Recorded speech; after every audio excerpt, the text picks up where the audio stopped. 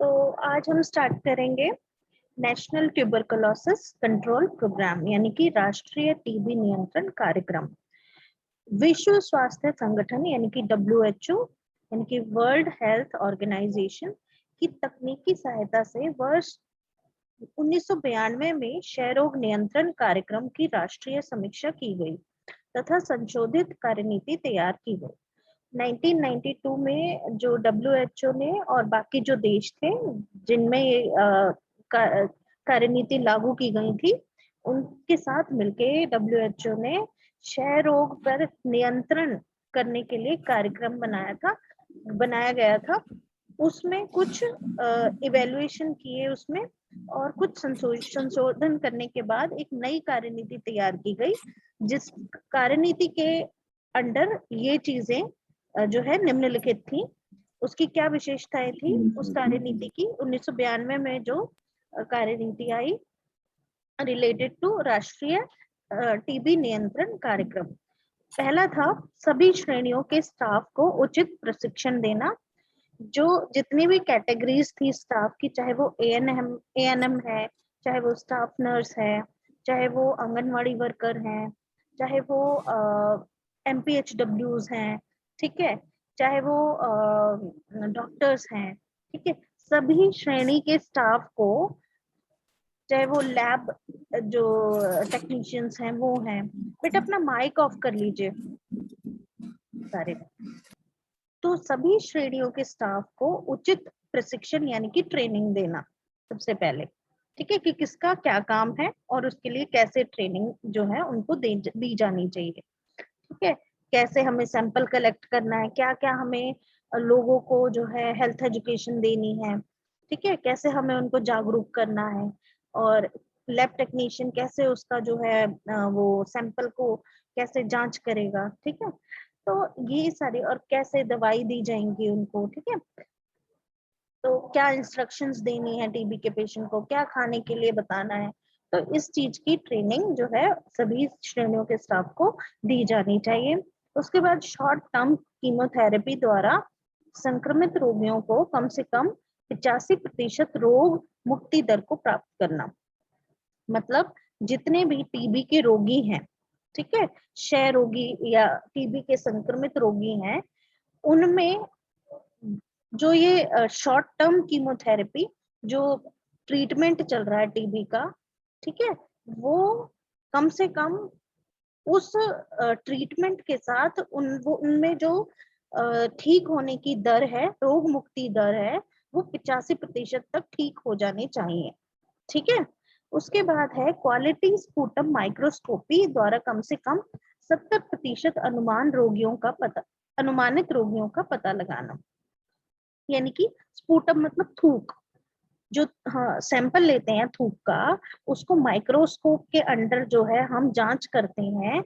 तो क्या होता है कि उसमें से जो हम क्वालिटी स्पूटम माइक्रोस्कोपी, इस जो जांच का नाम है क्वालिटी स्पूटम माइक्रोस्कोपी, इसके द्वारा कम से कम 70% रोगियों का हमें पता लग जाए कि भाई ये इतने अच्छे से जांच हो कि अगर हमने 100 सैंपल लिए हैं तो कम से कम 70 रोगियों का हमें पता लग जाए कि ये जो है इनको रोग हो रखा है, ठीक है, कि उसका माइक्रोस्कोप में ही पता लगा ले, ठीक है। आगे उनको एक्सरे या CT स्कैन या कुछ भी आगे कराने की जरूरत ना पड़े। केंद्रीय एवं राज्य क्षय रोग कक्षों को मजबूत करना एवं उप जिला स्तर पर सुपरवाइजर यूनिटों की स्थापना करना। जो सेंटर में और जो स्टेट में टीबी की यूनिट्स बनाई गई हैं, उनको स्ट्रॉन्ग बनाना कि भाई काम अच्छे से हो, सुचारू ढंग से हो। और जो उप जिला जो डिस्ट्रिक्ट लेवल पर है, ठीक है, उस वहां पे सुपरवाइजर यूनिट्स टीबी के लिए स्थापित करना, ये है। उसके बाद है क्षय रोग रोधी औषधि एवं अन्य उपकरणों की आपूर्ति सुनिश्चित करना। क्षय रोग रोधी यानी कि जो टीबी को खत्म करती है वो दवाई, ठीक है, औषधि मतलब दवाई। क्षय रोग टीबी, क्षय रोग को खत्म करने वाली दवाइयों और अन्य उपकरणों की आपूर्ति सभी जगह सुनिश्चित करना, ठीक है, कि सब जगह ये है पूरी मात्रा में, भरपूर मात्रा में पहुंचे सारे हेल्थ सेंटर्स पर, सारे हॉस्पिटल्स में जहां जहां इनकी जरूरत है। उसके बाद स्टाफ की सभी श्रेणियों को उचित प्रशिक्षण, ये पहले ही आ गया है, हमारा फर्स्ट पॉइंट भी यही था कि स्टाफ की जो सारी श्रेणियां हैं उनको उचित प्रशिक्षण यानी कि ट्रेनिंग दी जानी चाहिए। उसके बाद है गैर सरकारी संगठन सूचना, यानी कि एनजीओ, नॉन गवर्नमेंटल ऑर्गेनाइजेशन, जो एनजीओ होते हैं, गैर सरकारी यानी नॉन गवर्नमेंटल संगठन ऑर्गेनाइजेशन, एनजीओ इंफॉर्मेशन और एजुकेशन और कम्युनिकेशन, ठीक है, मैनेजमेंट प्रणाली में सुधार एवं अनुसंधान कार्य, अनुसंधान मतलब रिसर्च, कि टीबी के ऊपर रिसर्च की जानी चाहिए।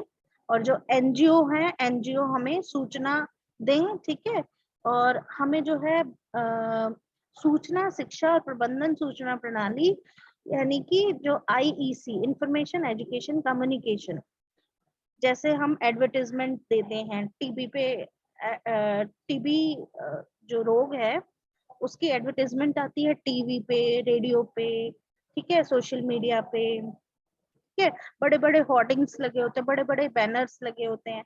आप जो है, जो बच्चे होते हैं या जो हेल्थ केयर प्रोफेशनल्स होते हैं, जो हेल्थ केयर वर्कर्स होते हैं, वो जगह जगह जाके रोल प्ले करते हैं या फिर नुक्कड़ नाटक भी करते हैं, ठीक है, टीबी अवेयरनेस प्रोग्राम किए जाते हैं, लोगों को अवेयर किया जाता है, हेल्थ एजुकेशन दी जाती है कि लोग इस बारे में जाने, उनको नॉलेज प्रोवाइड करते हैं, ठीक है, ताकि लोग इस बारे में अवेयर हो जाएं कि भाई टीबी है क्या, किससे फैलता है, किससे होता है, इसका कॉजेटिव ऑर्गेनिज्म क्या है, किस चीज की वजह से होता है और किस चीज की वजह से फैलता है एक दूसरे को, ठीक है, और इसके लिए क्या दवाइयां हैं, ठीक है, कितने दिन की होती हैं, ये सब पता होना चाहिए, ठीक है। उसके बाद है उद्देश्य। उद्देश्य एक होता है, उद्देश्य हमेशा हमारे दो तरह के होते हैं, एक दूरगामी वाला लक्ष्य होता है हमारा, यानी कि लॉन्ग टर्म गोल होता है, और एक अल्पावधि वाला लक्ष्य होता है, इनकी शॉर्ट टर्म गोल होता है, ठीक है। तो कभी भी हम ऑब्जेक्टिव की बात करेंगे तो हमारे दो तरह के गोल होते हैं, एक दूरगामी वाला लक्ष्य जो हमें फाइनली जो हमने अचीव करना है, फाइनली जो हमने पाना है वो लक्ष्य, और एक अल्पावधि वाला, अब दूरगामी वाले लक्ष्य को पूरा करने के लिए हमें छोटी छोटी टाइम में जो है छोटे छोटे गोल बनाने हैं, ठीक है, ताकि हम उनको अचीव करते हुए अपने बड़े लक्ष्य को पूरा कर सकें, यानी कि दूरगामी वाले लक्ष्य को पूरा कर सकें। तो जो दूरगामी वाला लक्ष्य है वो होता है हमारा, इसमें टीबी के केसेस को समुदाय से संपूर्ण तरीके से हटाना, मतलब टीबी को हमारी जो कम्युनिटी है, हमारी जो पब्लिक है, वहां एक भी केस ना रहे टीबी का, ठीक है, तो पूरी तरह से टीबी को जो है मिटा देना, ये हो गया दूरगामी वाला लक्ष्य। अब अल्पावधि वाला लक्ष्य क्या होगा कि उसके लिए हमें करना क्या होगा, सबसे पहले हमें टीबी के केसेस का पता लगाना होगा, और दूसरा अल्पावधि वाला लक्ष्य है नवजात शिशुओं को बीसीजी का टीका लगाना। जब हम टीबी के केसेस का पता लगा लेंगे तभी तो हम उन्हें उपचार देंगे, तभी तो हम उन्हें ट्रीटमेंट देंगे, ठीक है, जब ट्रीटमेंट देंगे तभी वो ठीक होंगे और वो दूसरों को नहीं फैलाएंगे, ठीक है। तो हमें ये बहुत जरूरी है कि टीबी के केसेस का पहले पता लगाएं, और जो नवजात शिशु जिनका जन्म हो रहा है, जो न्यू बॉर्न बेबीज हैं, उनको बीसीजी का टीका लगवाएं, ठीक है, ये सबके लिए कंपलसरी है। उसके बाद आता है हमारा प्रत्यक्ष अवलोकित उपचार अल्पावधि चिकित्सा, यानी कि डायरेक्ट ऑब्जर्व्ड ट्रीटमेंट। प्रत्यक्ष मतलब डायरेक्ट, अवलोकित ऑब्जर्व्ड, उपचार ट्रीटमेंट, अल्पावधि शॉर्ट कोर्स चिकित्सा कीमोथेरेपी। इसको पूरा बोला गया है DOTS, D for direct, O for observed, T for treatment, S for short course. तो इसको हमने डॉट्स बोला है, DOTS बोलते हैं ना, टीबी के लिए डॉट्स का उपचार, डॉट्स का उपचार, यही है वो। तो 1997 मार्च से संशोधित राष्ट्रीय क्षय रोग नियंत्रण कार्यक्रम को समस्त देश में संचालित किया गया। 1992 में जो है इसकी जो है मॉडिफिकेशन हुई थी, कुछ संशोधन हुए थे कार्यनीति में। उसके बाद 1997 मार्च में फिर से हुआ।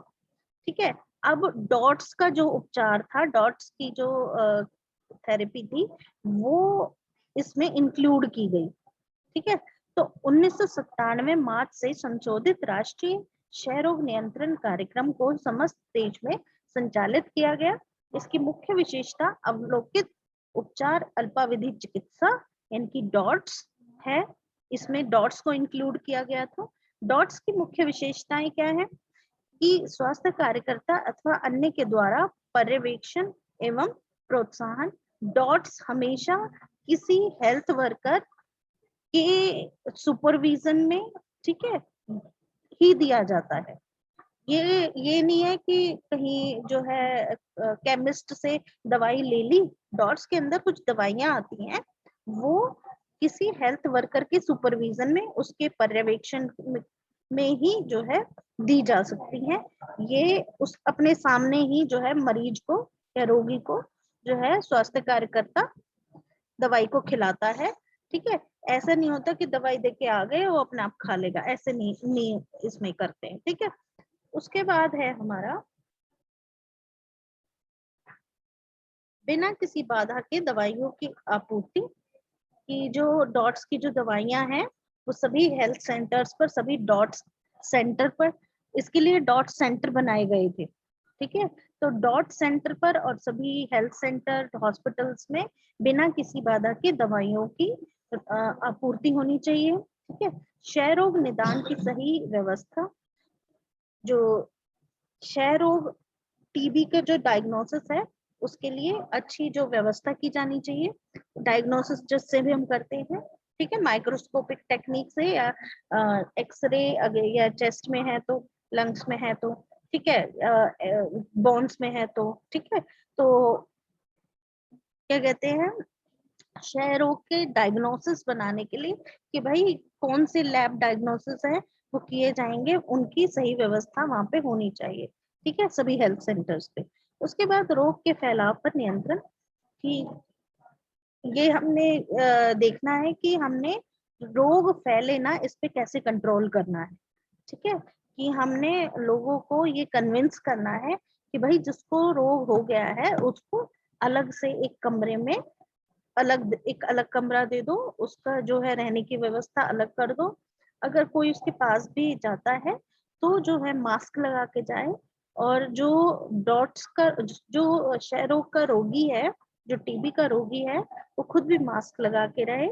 ठीक है, इधर उधर ना थूके, इधर उधर खुले में ना खांसे।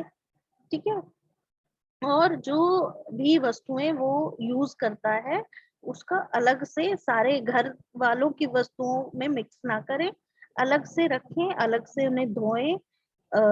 जो है अगर बर्तन है, अगर कपड़े हैं तो अलग से उनका जो है धोना चाहिए, ना कि सारे इकट्ठे एक घर में जितने भी फैमिली मेंबर्स है उनके कपड़ों या बर्तनों के साथ नहीं रखने चाहिए।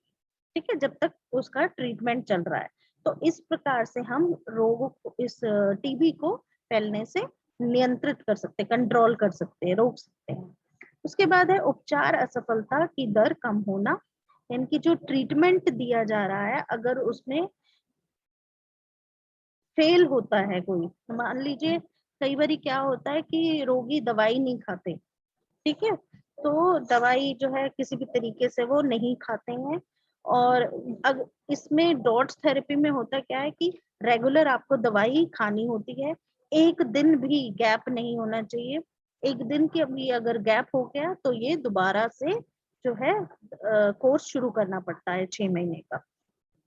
तो डॉट्स जो, अगर मान लीजिए आपकी किसी रोगी की डॉट्स थेरेपी चल रही है और उसने एक दिन या 2 दिन बीच में स्किप कर दिया, तो उसका मतलब होगा आपका ट्रीटमेंट फेल हो गया। तो हमें ये श्योरिटी करनी है कि हमारा जो उपचार है उसकी असफलता की दर कम से कम हो। हमें रोगी को कन्विंस करना है कि आप दवाई रेगुलर लेंगे तो आप बिल्कुल ठीक हो जाएंगे। ठीक है, आप डॉट्स टीबी से बिल्कुल मुक्त हो जाएंगे। उसके बाद है डॉट्स प्रणाली की राजनीतिक वचनबद्धता तथा जवाबदारी को पर्याप्त महत्व दिया गया है। जो डॉट्स की प्रणाली है उसकी राजनीतिक वचनबद्धता, मतलब कि डॉट्स जो है उसमें जो है राजनीतिक वचनबद्धता और जवाबदारी को भी महत्व दिया गया है कि अगर कहीं भी कुछ गड़बड़ होती है तो पॉलिटिकल जो आपको जवाब देना पड़ेगा। ठीक है। उसके बाद है औषधि प्रतिरोधी निगरानी यानी कि ड्रग रेजिस्टेंस सर्विलेंस। अब 1997 में डॉट्स आ गया।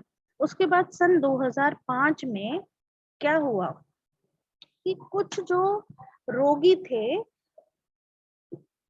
उनको जो डॉट्स के अंडर जो दवाइयां दी जा रही थी उन उनसे कोई फर्क नहीं पड़ रहा था, मतलब वो रेजिस्टेंट हो गए थे, उसके उन दवाइयों के रेजिस्टेंट हो गए थे। क्यों?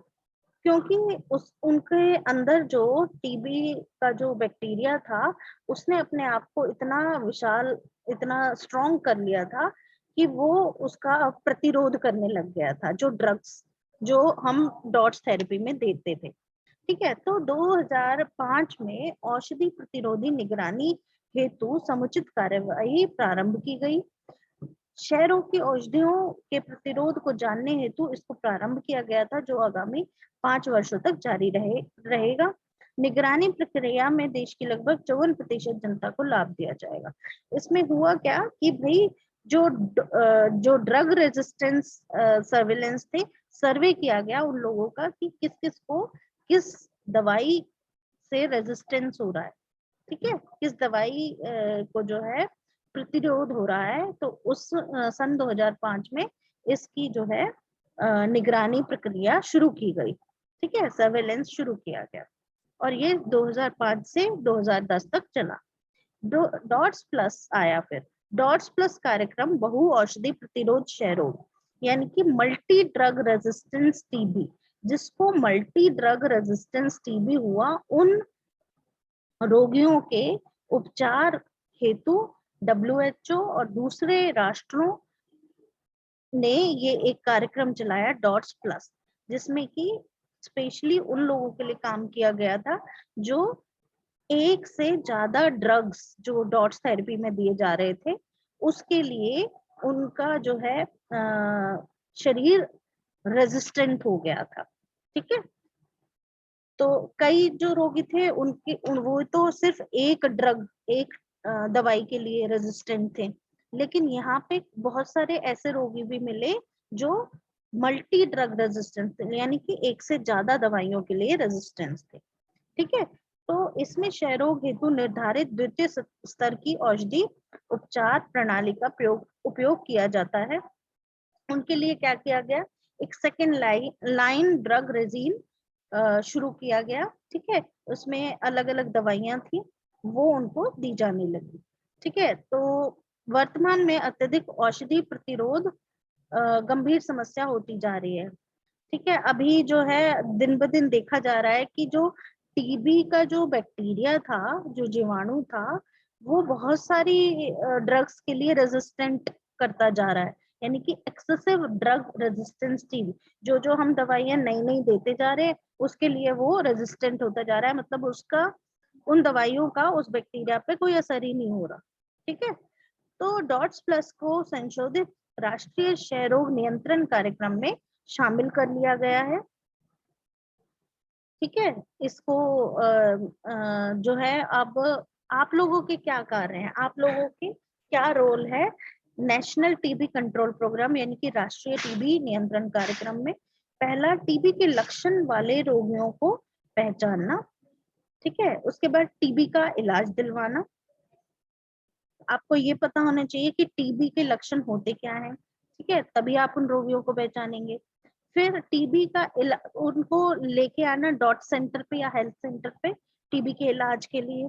उसके बाद जन सामान्य को टीबी के बारे में स्वास्थ्य शिक्षा देना, यानी हेल्थ एजुकेशन देना, सभी जो है जनरल जो पब्लिक है उनको। ठीक है, टीबी के बारे में। उसके बाद ग्रसित लोगों को स्वस्थ लोगों के संपर्क से रोकना, जो जिनको ऑलरेडी टीबी है, जो ग्रसित है टीबी से, उनको स्वस्थ लोगों के संपर्क में आने से रोकना है। उनको बताना है कि अगर आप संपर्क में आए तो स्वस्थ व्यक्ति को भी टीबी हो जाएगा। फिर है बच्चों को बीसीजी का टीका लगवाना। जो नवजात शिशु पैदा हुए हैं उनको बीसीजी का टीका लगवाना। उसके बाद रोगी के परिवार वालों को भी शिक्षित करना चाहिए ताकि वो दवाइयां नियमित रूप से रोगी को दे सके। ठीक है, जो रोगी है टीबी का, उसको उसके फैमिली मेंबर्स है, उनको भी एजुकेशन प्रोवाइड करें ताकि वो जो है दवाइयां नियमित रूप से, उसके खाने पीने का भी बड़ा ध्यान रखना होता है। ठीक है, तो मैं आपको थोड़ा सा ये बता देती हूँ कि टीबी किससे होता है, इसके लक्षण क्या है, इसके प्रकार क्या है, कैसे फैलता है। ठीक है, मैं आपको बता देती हूँ। तो टीबी एक संक्रामक रोग है जो माइकोबैक्टीरियम, लिख लो, टीबी एक संक्रामक रोग है जो कि माइकोबैक्टीरियम नामक जीवाणु द्वारा होता है। माइकोबैक्टीरियम,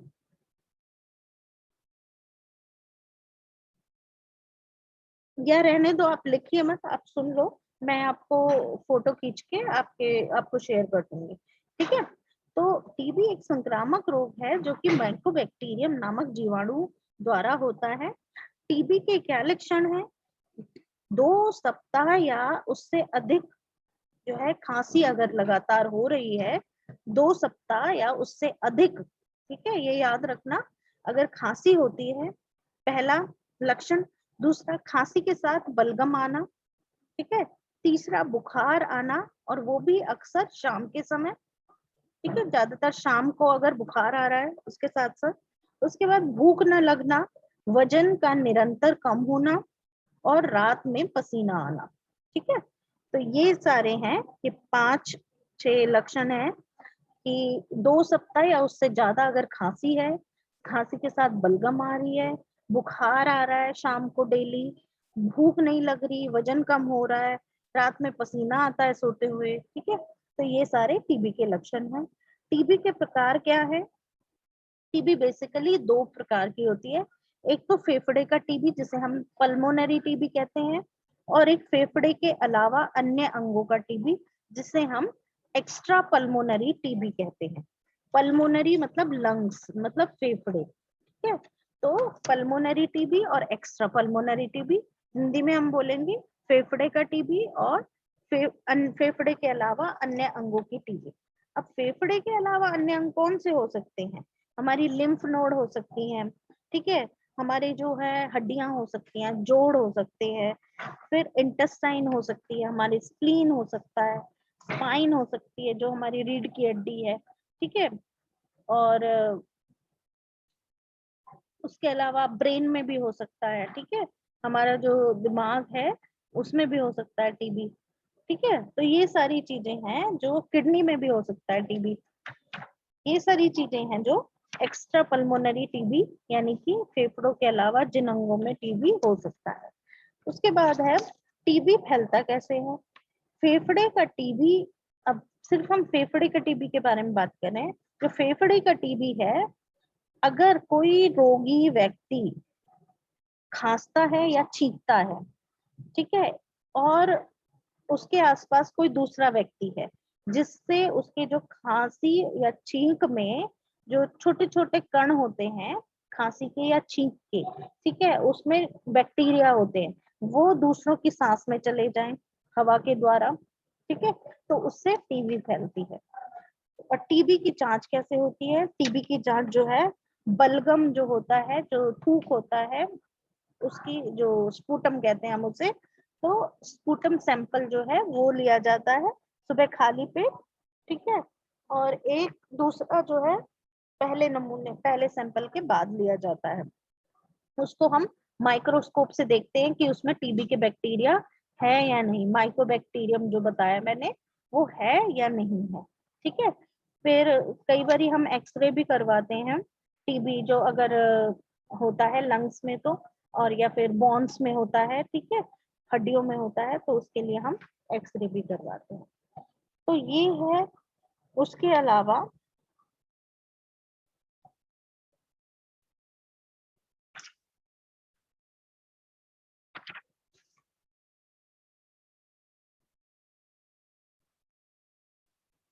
पहले जो, ये सुन लीजिए आप, पहले जो दिया जाता था, जो दवाइयां दी जाती थी वो सबको एक जैसी दी जाती थी, ठीक है। लेकिन 2013 से क्या हुआ कि वेट के अकॉर्डिंग, ठीक है, वेट के अकॉर्डिंग, यानी कि लोगों के वजन के हिसाब से जो है दवाई दी जाने लगी। जो डोज है वो लोगों के वजन के हिसाब से दी जाने लगी, ठीक है।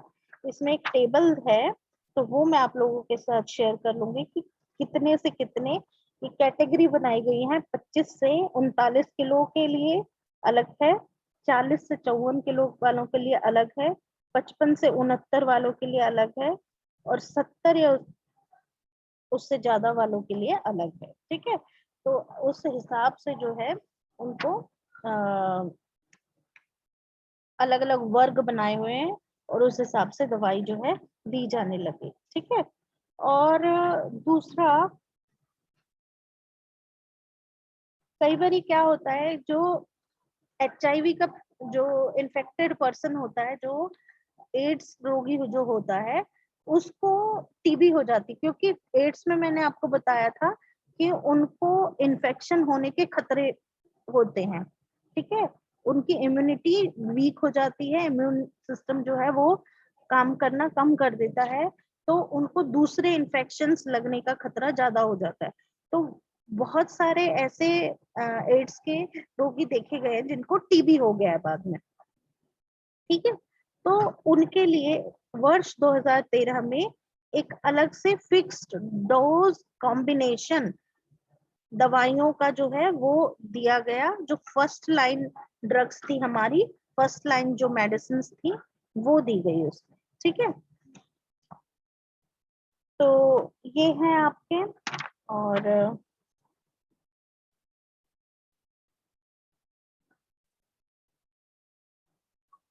पहले हम जो है स्ट्रेप्टोमाइसिन देते थे, टीबी पेशेंट्स को इंजेक्शन देते थे स्ट्रेप्टोमाइसिन का। अब वो बिल्कुल बंद कर दिया गया है, ठीक है। अब किसी भी टीबी पेशेंट को स्ट्रेप्टोमाइसिन नहीं देते, ठीक है। तो ये नई नई चीजें थी जो ऐड हुई हैं। मैं ये फोटो खींच के आपको भेज दूंगी जो आपकी बुक में नहीं दे रखा उसका, ठीक है। तो this is all about today. किसी को कुछ पूछना है? आया समझ में?